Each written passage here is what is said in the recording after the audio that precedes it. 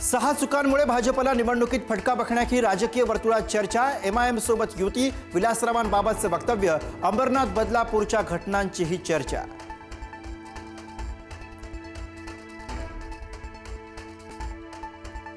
तुषार आपटेने दिला स्वीकृत नगरसेवक पदाचा राजीनामा। आपटे बदलापूर लैंगिक अत्याचार प्रकरणातील सह आरोपी। आपटेला भाजपने दिलं होतं स्वीकृत नगरसेवक पद।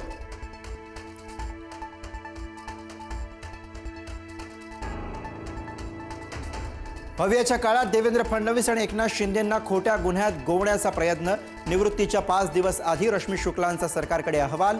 माजी पोलीस महासंचालक संजय पांडेंवर गुन्हा दाखल करण्याची शिफारस।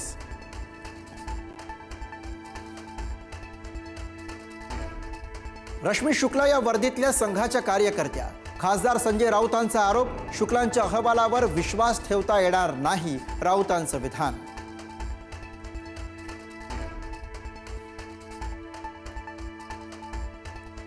पक्षाने आदेश दिला तर एकनाथ शिंदेंचा नामोनिशाण मिटवून टाकणार। पुढारी न्यूजशी बोलताना मंत्री गणेश नाईक यांचा घणाघात, तर शिंदेंवर टीका करून त्यांना डिस्टर्ब करण्याचं काम सुरू।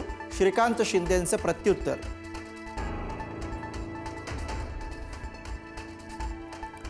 ठाण्यात शिंदे सेनेचे उमेदवार सिद्धार्थ पांडे यांचे वडील संजय पांडेंची गुंडागिरी। पुनर्वसन प्रकल्पातील बाधितांनी घराचे भाडे मागितल्यावर धक्काबुक्की, गुंडगिरीचा व्हिडिओ व्हायरल।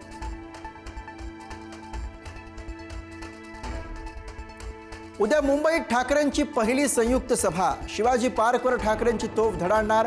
ठाकरे बंधूंच्या सभेचा टीजर प्रदर्शित।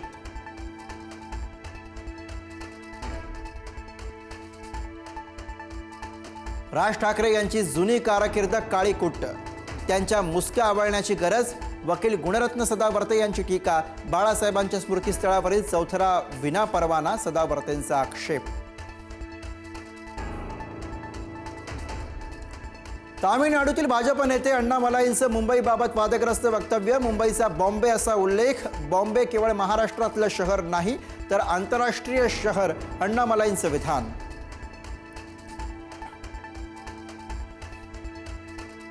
ज्या सरकारने गाईला राज्यमाता घोषित केलं, त्याच भाजपचे माजी प्रदेशाध्यक्ष रावसाहेब दानवे खुशाल गाई कापा असं सांगतायत। रावसाहेब दानवेंचा व्हिडिओ पोस्ट करत अंबादास दानवेंचा निशाणा।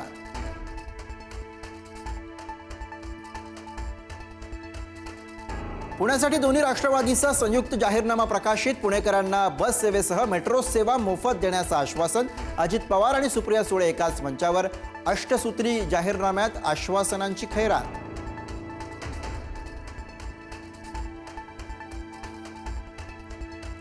मेट्रो प्रवास फुकट देऊन तिजोरी विकता का? अजित पवारांच्या आश्वासनावरून मंत्री चंद्रकांत पाटलांचा टोला। मुख्यमंत्र्यांशी चर्चा न करता एवढी मोठी घोषणा का? चंद्रकांत पाटलांचा सवाल।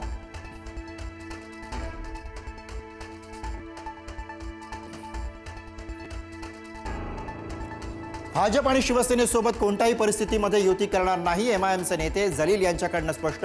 तर संभाजीनगरमध्ये एमआयएमच्या मदतीशिवाय महापौर होणार नसल्याचाही दावा।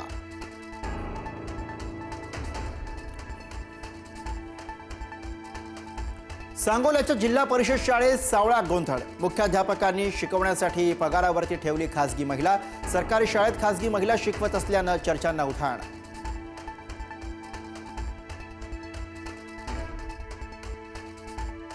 कीर्तनावरून गावाकडे जाताना कार दुचाकी अपघातात 3 वारकऱ्यांचा मृत्यू।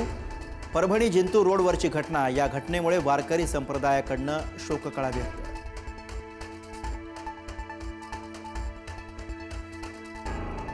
ओडिशात विमानाचं आपत्कालीन लँडिंग करताना विमान कोसळलं।